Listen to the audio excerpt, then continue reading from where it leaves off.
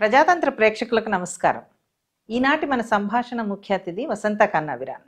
స్త్రీ శక్తి సంఘటనగా చేసినటువంటి కార్యక్రమాలు, అప్పుడు వేసినటువంటి నాటకాలు, ఇవన్నీ కూడా స్త్రీల అంశాలని ఒక రాజకీయ అంశాలుగా ముందుకు తీసుకురావడంలో చాలా కృషి చేశారు.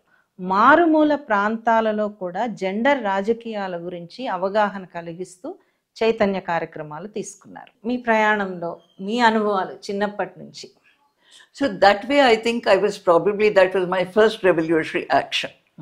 అంటే ఎప్పుడు కూడా విమెన్ లేడీ రిప్రజెంటేటివ్గా తప్ప ఉండకూడదు అన్న దాంట్లో ప్రెసిడెంట్కి ఆమె నిలబెట్టి ఆమె ఒప్పుకోవడం, మేము క్యాన్వస్ చేయడం. మీరు హైదరాబాద్ ఏక్తా పేరుతో కేశవరావు జాదవ్ గారితో చాలా పనిచేశారు. జాదవ్ వల్ల ఎలక్షన్స్లో ఎట్లా నిలబడాలని తెలిసేది. నన్ను తీసుకెళ్ళి జాదవ్ వచ్చి నువ్వు ఓల్డ్ సిటీలో మాట్లాడాలా, సరే అని వెళ్తాను. పేవ్మెంట్ మీద ఒక మైక్ నిలబెడతాడు, మాట్లాడు అంటాడు. స్త్రీ శక్తి సంఘటనలో ఎట్లాంటి కార్యక్రమాలు చేసేవాళ్ళు? మల్లె స్వరాజ్యం ఈ ఊర్లో ఉంటుంది, అక్కడ పోతే అక్కడి నుంచి మీటింగ్కి ఎక్కువ వెళ్ళిపోయి ఉంటుంది. ఆమెను ఎన్ని చోట్లకి వెళ్ళాము. ఆఖరికి ఆమెకే అనిపించింది, అయ్యో అందరి కథలు వస్తాయి నాది రావని. మా ఇంటికి వచ్చింది, హైదరాబాద్కి వచ్చి చెప్తూ పోయింది కథ. రికార్డర్ పెట్టి అందరూ ఇట్లా మంచం మీద కూర్చొని అందరు వింటున్నాం. విని విని విని ఆమెను పంపించిన తర్వాత చూస్తే రికార్డర్ ఆన్ చేయలేదు. ఇప్పుడు మనకు తెలియని మన చరిత్ర పుస్తకం, ఈ పుస్తకం రాసిన తర్వాత మీరు తెలుగులో కాలం రాసారా? So that became so popular. ఆ కఠోర షడ్జమాలు అంత నేను ఎక్స్పెక్ట్ చేయలేదు.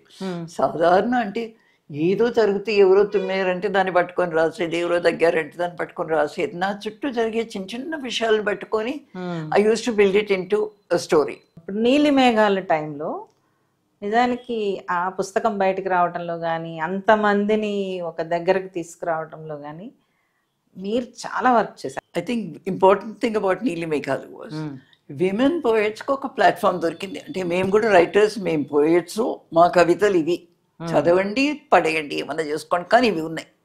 అది చదవకుండా ఉండలేకపోయారు. మీరు కన్నవిరాన్ గారు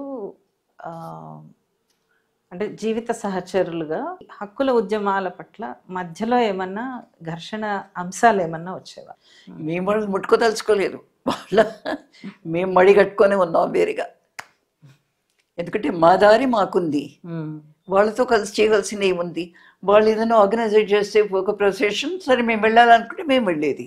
సత్యవతి లైఫ్ అంటే ఒక దళిత యాక్టివిస్ట్ లైఫ్ మీద మీరు ఒక బుక్ రాశారు కదా.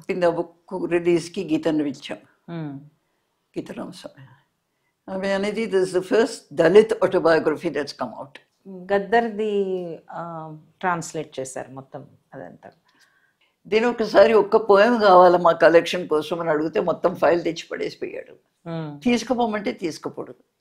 తర్వాత నాకు అర్థమైంది, పిలిచి అడిగాను, ఏంటి కదా నన్ను ట్రాన్స్లేట్ చేయమని పెట్టావా, ఎందుకు తీసుకుపోవటం లేదంటే, అరే నీకు టైం ఉంటే చేయరా దొరసాని అన్నాడు. మీరు తొలితరం అనుకుంటే ఇప్పుడు తరాన్ని ఎట్లా చూస్తున్నారు? ఈ కొత్త సమస్యలు వచ్చేసాయి, దాన్నంతా బ్రిడ్జ్ చేసుకుంటూ వస్తుందని నేను అనుకోను. రావచ్చు, ఒక టైం వస్తే మంచిది, కానీ లేకపోతే every group wants to focus on వాళ్ళ ప్రాబ్లం మీద.